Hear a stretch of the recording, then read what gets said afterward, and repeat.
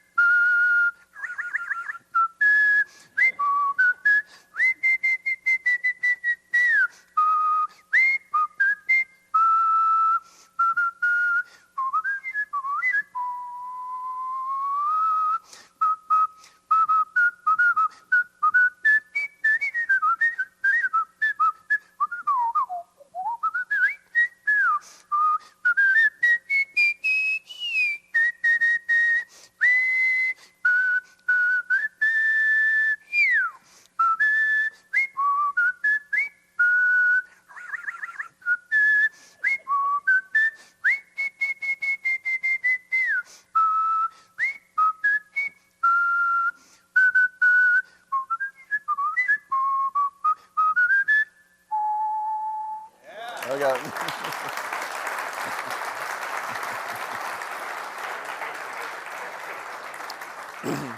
Thank you. And yes, you do have to wet your whistle, okay? Well, it is an immense blessing to be here. I'm so touched by Stacy's testimony. I mean, it really touched my heart. Very, very beautiful.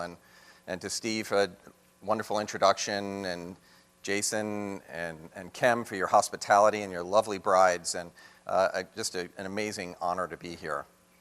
Well, I was very honored to work for President George W. Bush, and I got an interesting invitation one day, completely unexpected. So I was working in the White House Budget Office for Mitch Daniels. He was the former governor of Indiana, president of Purdue after the White House. Walk into the staff meeting, 8:30 every morning, and Mitch says, "Meeting canceled. Ullman, you stay." Oh my, all right. Can we lower that a bit? I think we're adjusting over here. Hello, hello, hello. Can we hear me okay? So he says, "Ullman, you stay." Now, I do public relations for a living, so I'm routinely quoted in newspapers and the like. So when the boss says, "you stay," that means I must have said something stupid to a journalist and I was about to lose my job. But Mitch had this kind of whimsical side to him, and with this Cheshire grin says to me, "Get your jacket, we're going to the Oval to whistle for the president." And I'm like, "The president?" He's like, "The president." So I run up to my office, I put my jacket back on, and I come back to, and I call my wife, and I say, "Chris," my wife's name is Chris. I say, "Chris, it's Chris." And she's like, she said, "What's going on?" I said, I'm going to the Oval Office to whistle at the president. She said, can I come? I'm like, no, I got to go, sorry. All right. So I go down to Mitch's office, and our building was right next door to the West Wing. So we walk across and walk through with people with lots of guns and things in their ears and the like. And I'd never met the president, never been in the Oval Office. And so someone opens the door, I walk in, and there is the President of the United States, and he's at his desk. He's literally sitting there with his feet up on the desk with an unlit cigar in his hand. And I'm like, wow, this is not what I expected necessarily. And then he jumps up and he comes around the desk. And he's like, shakes my hand. He said, who taught you how to whistle? He said, do you sit? Do you stand? Do you need some water? And I said, I'm moist and puckered. I'm ready to go. Okay. All right. So we chit-chat for a bit. He's like, where are you from? Who taught you how to whistle? I said, well, my father taught me how to whistle. And he did something very special, which I'll tell you about in a moment. So he said, all right, whistle for me. So that was my first ever commander-in-chief directive. The President of the United States said, whistle. And I said, well, what kind of music do you like? And he said, not Bach. He was very specific. It was just kind of unusual. He clearly does not like, J.S. Bach. I'm like, all right. Well, I said, what do you like? He said, well, country western. I'm like, country western? I don't know a lot of country western. So I said, how about the Lone Ranger song? And he's like, perfect. Now, I did not have the heart to tell him that's an Italian opera. But, so I did a little.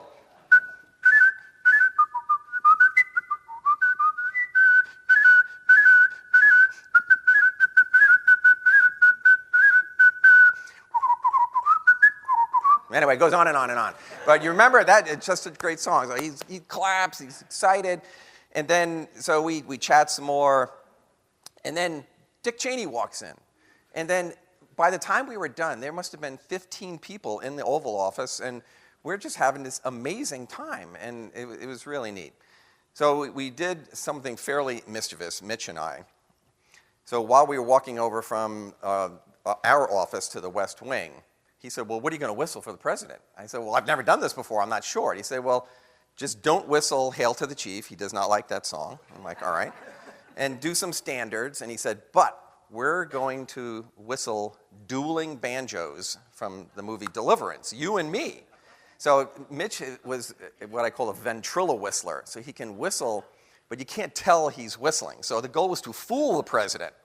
So I'm like, president's here, I'm here, and Mitch is kind of like 10 feet over there.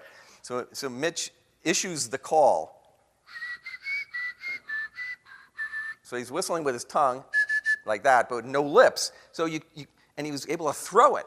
So the president thinks I'm doing it. But then I responded. And the president's like, what's going on here? So then Mitch is. Anyway, it was hilarious. And then the president finally figured out what was going on. He's like, don't do that. So if you think I'm the only one who's going to whistle today, you're wrong. So we're going to have group whistling, and we're going to do dueling banjos. So first, let's just get a note. Oh, it's pretty good. All right, so I'm going to issue the call, and you're going to do the response.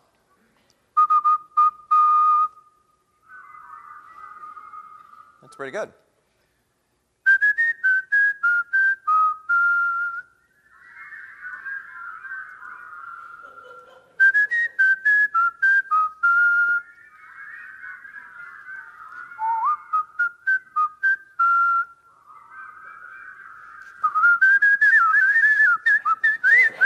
All right, okay.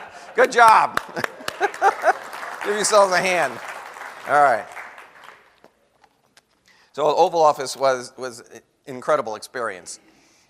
But from that amazing experience, I basically, across the street, was standing at the base of the Washington Monument. And my boss at the time, who's now a client, is a man named David Rubenstein, who's a billionaire philanthropist. And in 2011, you may recall, there was an earthquake on the mid-Atlantic region of the country. And the Washington Monument was damaged. So David stepped up and said, I will pay to fix it. He ended up covering half the cost because Congress didn't want to be shown up by some billionaire. So they paid half, he paid half. So little by little, they put up a scaffolding on the exterior of the Washington Monument. And I would drive by it every day, so like one level at a time, all the way up. And one day as I was getting very close to the top, and I'm a PR guy, so I said, we should do a photo shoot at the top on the outside of the Washington Monument. So I call up the National Park Service, and they say, that's crazy, but all sorts of insurance issues and liability. I'm like, come on, this is going to be cool. And they're like, all right, right. So they say, yes, we can do it. I call up David, and I say, do you want to stand on a platform 555 feet in the air, 6 feet wide, and touch the nose cone of the Washington Monument, which probably like 5 humans in history have done? He's like, okay, that sounds cool. So we are going to go do this. So we're at the base of the monument, and David says to me, when you're up there, you should whistle. And I said, well, what do you think I should whistle? And he said, well, Yankee Doodle Dandy, of course, because in honor of George Washington. So David goes up, he touches the nose cone and everything, we get great pictures, and then I went up also. And my legs were shaking so badly, but to be there, the planes landing at Reagan Airport were at eye level. It was very intimidating. So we're going to do some more group whistling here because I love the song Yankee Doodle, and then it segues very nicely into Grand Old Flag. So you may recall Yankee Doodle is, all right, so you know the song. So we're gonna do it together, and then we're gonna do Grand Old Flag. So I love group whistling, and I'm going to tell you a little about the largest group whistling event in human history that I was involved with. Okay. Actually, we're going to start with a different part of Yankee Doodle. We'll go. This is probably the part people know better. All right, 1, 2, 3.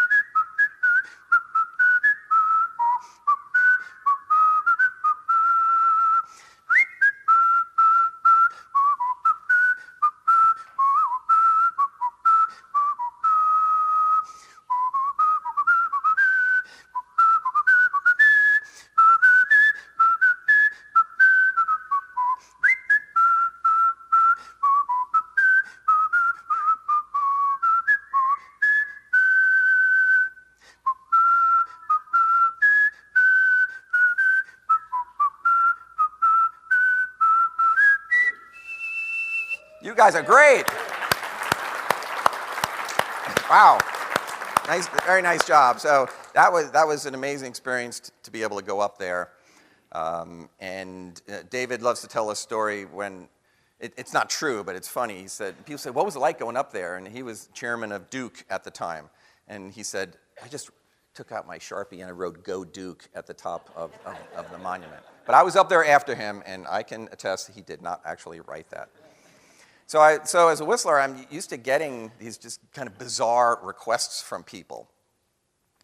So it's around 9 p.m. one night, and my boss calls me up and said, okay, I got a project for you. And I'm assuming it's some announcement we have to make. And he said, the president of the Bank of China, so it's a top banker in the world's largest country, is in Washington tomorrow morning at 9 a.m., and I need you to come and whistle for him.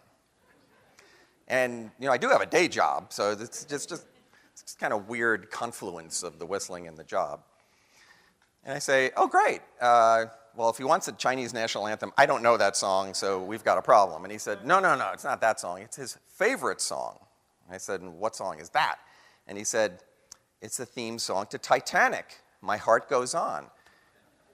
And I said, I don't know that song. I'm not whistling that song either. And he said, oh, yes, you are. Goodbye. Click.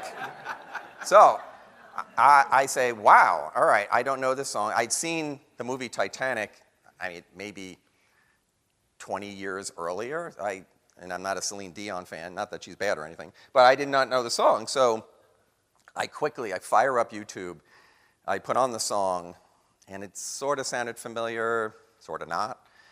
And I start whistling it, and my wife's in the other room. She's like, why do you keep whistling My Heart Goes On over and over and over again? And I'm like, it's a long story, but I'll fill you in later. So I practiced for around an hour and tried to get the song in my head. And it's one thing, and you probably know this, when you're driving your car and you have your favorite song on the radio on, somehow you know every word. But if you take away the background music, you may not know every word. So that was my concern, is that once the background music was taken away, I would, especially under pressure, here I'm whistling for this Chinese banker, that I would just phase out and not remember it. So I go to bed, I try to think of happy icebergs and things like that. And then next morning I wake up extra early, I do it some more, but I just ran out of time. So I jump in my car, I go to this very august building. It was the U.S. Chamber of Commerce.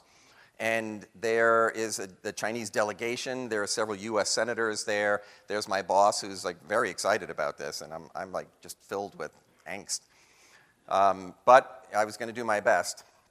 And it was really funny the way I got introduced, because the banker did not speak English. So there was consecutive translation, and which is really funny here. So my boss says, Mr. Banker, or whatever his name was, this is my colleague, Chris Ullman. He's a champion whistler.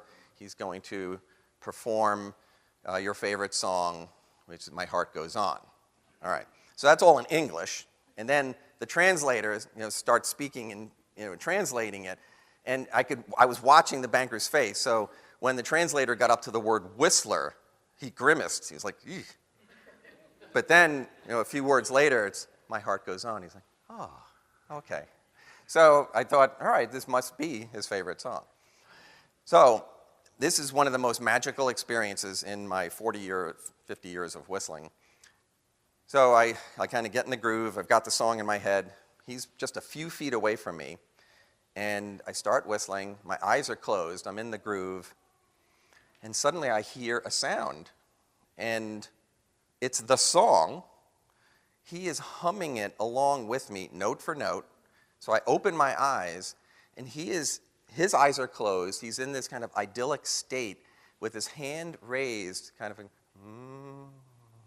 like with this smile on his face. And I mean, I was like, whoa. I said, don't screw this up. You'll cause some international incident right now.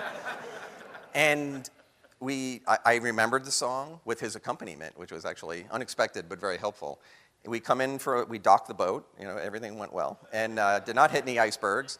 And he was so happy. And it was just a stunning experience. And nothing's ever happened like that before and not since, which really gives you a sense of the capacity of little things to make a difference. And speaking of meeting people just unexpectedly, again, it's this notion of the unexpected phone call that comes in. I was trying to be like Michael Jordan and win a 5th international championship. So I had won 4, and I took a few years off. So I said, I'm going back to win number 5. So the Washington Post wrote a story about my attempt. And so it appears, and then I get this phone call out of the blue from a woman named Kathy Ullman. And interestingly, same last name as mine, but 1 L. So I call her the 1 L Ullmans now. So this is in 2004. This is 22 years ago. She calls me up and says, you don't know who I am, but I saw this article, and our son, Preston, who is 18 years old, loves to whistle. But he can't speak. He's severely physically and cognitively challenged. But that's the way he communicates, is through whistling. And she said, will you whistle for him on his birthday? And so that was in April, and his birthday is in July. So I say, we chat for 5 minutes, and I say, sure, I'd love to do that. So I write it down, and then on his birthday, I call up. And it was a really interesting experience because I am a professional communicator. I write things, I speak. That's how I communicate. But here I am on the phone with someone who I can't even see, who can't speak, but he can whistle. So we have this little kind of common touch point. So the mom says, Preston, this is Chris Ullman. He's a whistler. And suddenly I just hear this sweet little whistle in the background. And he was whistling to me, even though he didn't know who I was, and just a voice on the phone. So I whistle happy birthday, and I hang up, and just go about my business. But I had made the mistake or the benefit of writing it down when his birthday was, and there was no end date. So it's been 22 years. I've whistled 22 happy birthdays for him now. And so I call him up the next year, and his mother's like, "It's you again. Okay, let me get Preston." She did not expect it at all. So I whistle happy birthday. We chat for a few minutes. Preston whistles for me. And it was just really sweet. I mean, it's the kind of thing that touches your heart, and these little tiny little ways. And then as the next birthday, so it was 18, 19, so his 20th birthday is coming up. He's about to graduate from this special needs school that he is in. And his mother says, "We want to meet you. Can you come to the school and whistle for Preston and his classmates who are graduating?" And I said, "I would love to." So I'd never met these people, so I show up at this school, which I had driven by 100 times. It was just a building. I never knew who was in the building or what the building was. But there were these really special people in that building. So, when I met them, we just hug each other as if we had been friends for years. And, 20 years have gone by, and they come to our annual New Year's party. They have a fundraiser for the school and the program that Preston is in now. And we've just had this wonderful time just getting to know each other. Just 5 days ago, I went to visit him, and it's both affirming and humbling at the same time, is that we are just so blessed with these immense gifts. And he has gifts. There's some somewhat similar, somewhat different. And it's a test for me to say, how do I relate to someone? How do I communicate with someone who can't use words, but he can look, he has touch, and his whistle. And so it's been an amazing, completely unexpected experience for me to be able to kind of enter that world. I work with CEOs and chairmen and chairwomen and billionaires and the like. This is the world I've been in for 40 years. I'm used to this people focused on money and power as their indication of success. But this is a whole different world that emphasizes just the human touch and the human connection. And it has been just the joy of my life to get to know Preston and his family. And I've whistled the national anthem at several baseball games, and Preston has come, and he loves the Nationals in Washington, brings all his stuff. And anyway, it's just been incredible joy getting to know the 1L Ullman family, which has been really neat. So Steve noted this a bit, was kind of my whistling journey, but I'm going to tell you a little more, and it will sort of start to make sense of how did this freakiness come about. So everyone has a start. So I'm able to whistle, but I didn't know that till I was around 5 years old, and my father whenever he's around the house, he would always be whistling. So I started whistling. So if he's out in the yard, he's whistling Gilbert and Sullivan tunes, which were his favorite. That's what I learned how to whistle. And then, since I love music, I just started whistling the stuff I was learning. A lot of classical music, John Denver, you name it. But I had this key moment, and Steve referenced this, of tossing the newspapers. So from 13 to 16, I whistled 2 hours every day. And I'd get on my little Schwinn Stingray. This wasn't a morning paper. This is an afternoon paper, because I would have woken up the neighbors, and that would be bad for my tips. Okay. So it was more of a volume thing in those early years, where people would say, "I heard you coming." They never said if it was good or not. But so I just started to become more confident in my ability to whistle.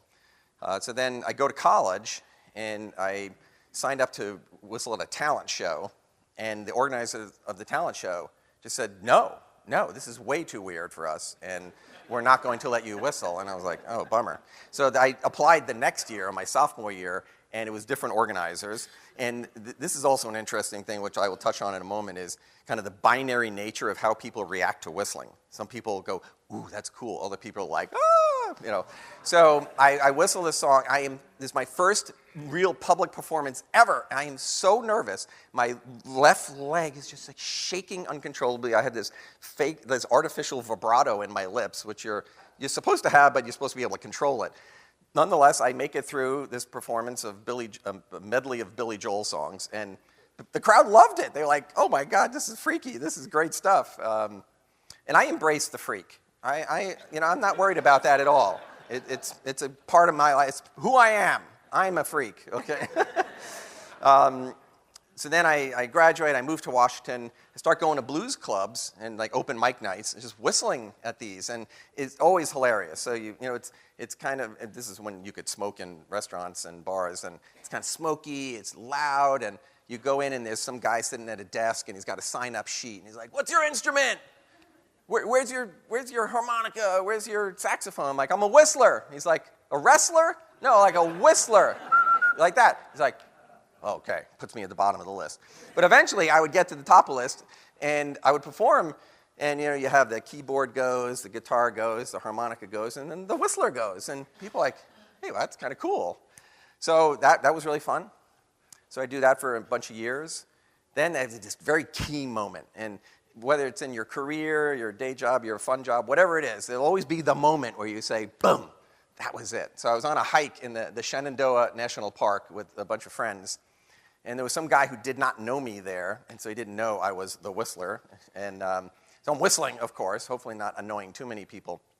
And he says to me, wow, you're really good. You should do something with that. And I said, well, I've heard that there's a competition. I just don't know much about it. So the mutual friend says, if it exists, I will find it. So the hike's done, go back to Washington. She goes to a building that has books in it. It's called a library, and which is what people used to go to before the internet. And she finds a directory of national events. And sure enough, there is the National Whistlers Convention. If you want freak, that's the Freak Fest. All right, it was amazing. So I sign up, I send in a demo tape, and I show up. Now, what was really fascinating about this is that I've always been the whistler in my home, my school, my university, at the blues club. There are no other whistlers. I'm just the whistler. But now I'm with all the whistlers at this gathering, this freak fest of whistlers in this little town called Lewisburg, North Carolina. And it was wild. So I first am exposed to a lot of very talented whistlers from all over the world. And I learned how the competition works, and so I got more familiar with it, and I win a prize. So I didn't know how good I was, but I was at least good enough to come in second in the popular category. This classical, popular, I came in second in one of them. I said, oh, there's potential. So I go home. I now have a very good idea of how this works. I rehearse 2-3 hours every day for a whole year, trying to come up with the right songs, delivered and arranged well. So I come back there. It's 1994. It's hard to believe it's that long.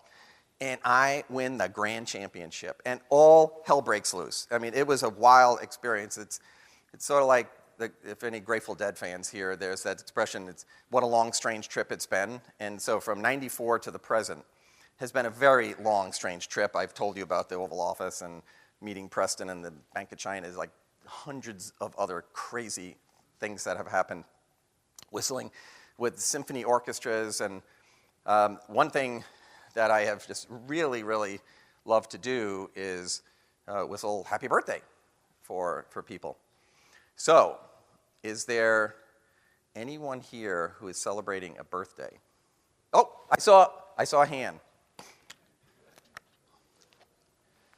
Is it? Yes, I'm going to embarrass you.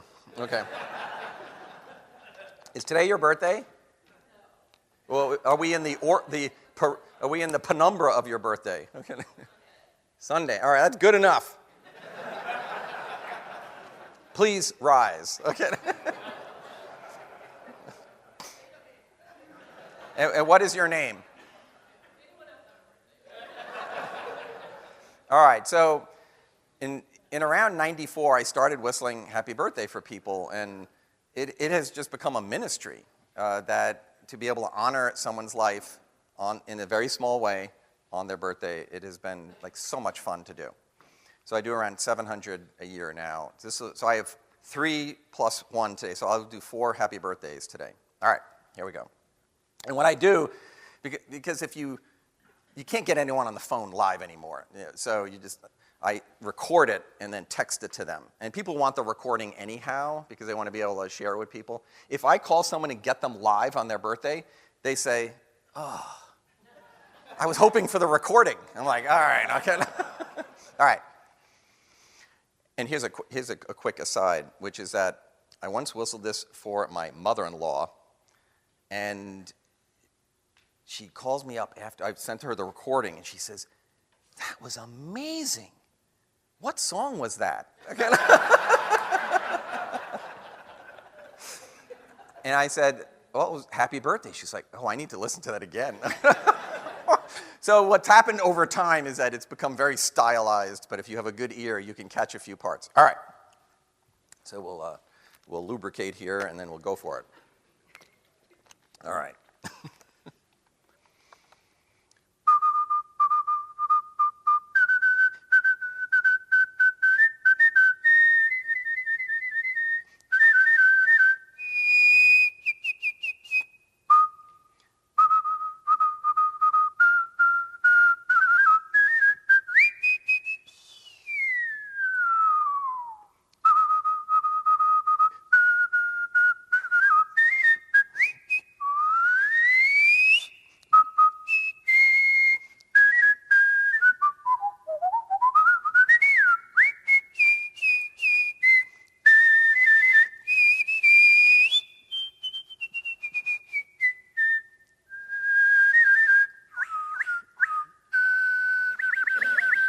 Happy birthday.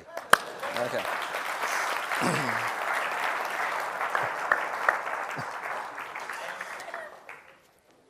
So I had the chance to do a TEDx talk, which really helped give kind of structure and greater meaning to all this whistling stuff.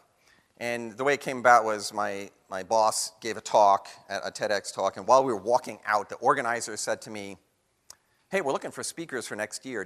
If you know anyone who's got something interesting to say, let me know. So I gave him my card and just said, look me up. I didn't say anything about the whistling. So like 6 months go by. He calls me up and says, you are a flibbity-gibbet national whistling champion. OMG, you got to do a TED Talk. So then I said, oh, that's cool. And he said, well, what would you say? And I said, I have no idea what I would say. So I spent months, and I do a lot of bicycling. So I go on these long bike trips, and I'd say, why would anyone care that I know how to whistle? So then I started to piece it together. I'm in the Oval Office of the President, the most powerful, busiest human on the planet. And for 20 minutes, I just gave a little respite, a little joy. I meet the top banker in the world. And if I passed him on the street, I wouldn't have been able to talk to him. But I was able to perform his favorite song and to bring him a tiny bit of joy, which is something Steve referenced. And the joy flows both ways. This is just not me dishing out joy. This is sharing the gift that God gave me in this little packet of love. I'm getting so much back as well. And I'm fascinated by graduation talks. And 2 of my kids graduated from college this past May. And inevitably, and I'm sure you've heard of it as well, the speakers will give a charge to the graduates. And they'll say, you have this knowledge and this enthusiasm and these connections. Now go change the world. I hate that. Because what are the odds of changing the world? I've worked in finance for 25 years. I go with the odds. What they should say is, with your knowledge and with your connections and with your enthusiasm, touch the heart of the person right next to you. And you know what the odds of success are? 100%. And that is where we should focus, is that harnessing the simple gift, and it will be magnified if everyone is doing this. Now, if some people are more capable of have a bigger gift and can touch more hearts and lives, great. I would never stand in the way of that. But when I was pondering what that message would be, it would be focus small. So, a lot of times after I talk about whistling and talk about the simple gift, I will say to people, what is your gift? And they say, I don't have one. And I'm like, of course you do. So when I wrote a book about my whistling journey, trying to capture this notion of the simple gift, I thought people would grow tired of just hearing about my story. So I featured 10 people whose simple gifts touched my heart. And this is an amazing exercise to go through, is to just, when you have a few minutes this week, think about the people in your life who have touched you in like the simplest of ways, and how those gifts touch your heart, give you hope, bring you joy, and the like. And I did that exercise, and it was just so special. So I look at my mother. My mother is going to be 89 in a month. Her simple gift is empathy. She's not rowing across the Atlantic. She's not climbing Mount Everest blind, and nor am I. But her capacity for empathy is so powerful. I feature a man who I used to work with who makes the best carrot cake you will ever have. And we worked together 30 years ago. He makes me one every year for my New Year's Eve party. He has many gifts, but that's one, and I just love it so much.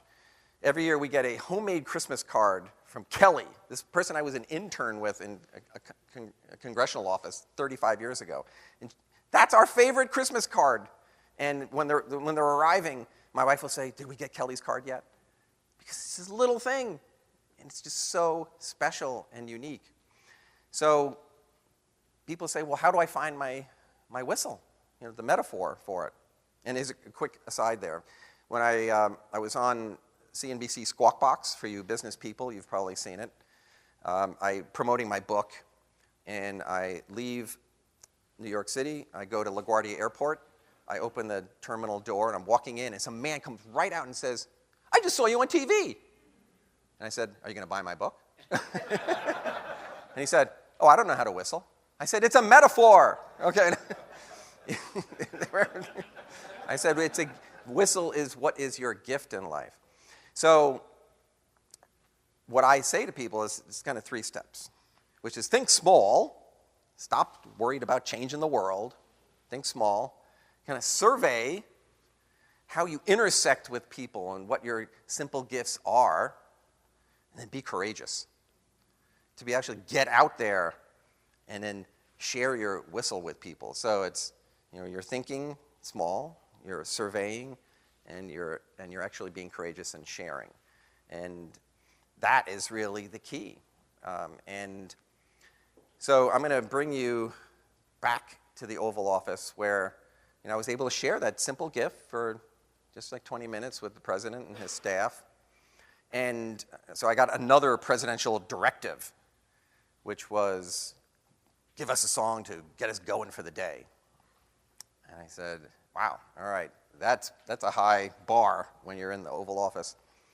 So I said, okay.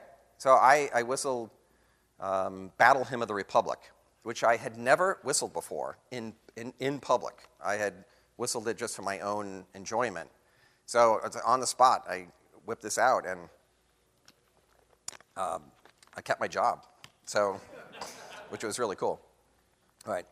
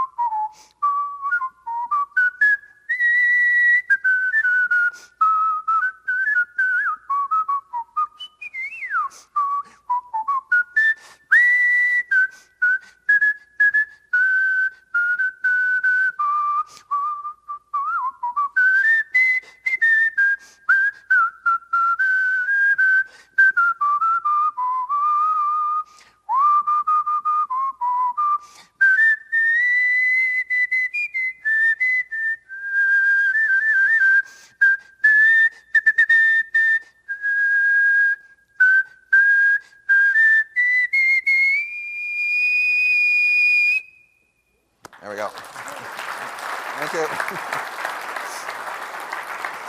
Thank you. Whew. All right. Now, go find your whistle. Thank you very much. All right.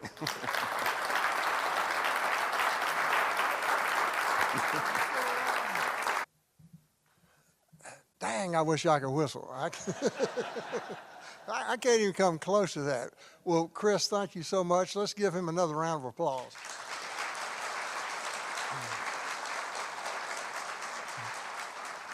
And Stacy, thank you so much. It was just great. Well, let me tell you, Chris has graciously. I've got good news and bad news. The good news is Chris has sent a couple of hundred books here of his book, Find Your Whistle, and that he wants to give you. And he will stay around and autograph it. The bad news is the Postal Service has delivered about a third of them. So we've only got a few books. If you want to, we've got a little table out front that you can, that he'll sign the book and give you the book. So Chris, thank you so much for that.